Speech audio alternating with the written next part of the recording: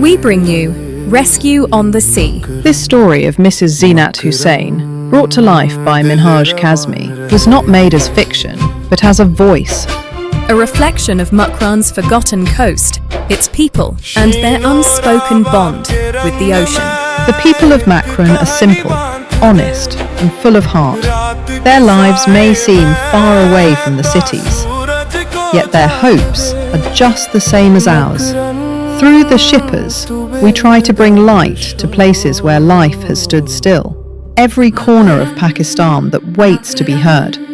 Because every wave carries a story, and every story deserves to be seen, remembered, and respected. ये the shippers की आवाज़ है, जो खामोश साहिलों को बोलना सिखा रही है. हमारे चैनल को सब्सक्राइब करें. Allah subhanahu wa hafiz.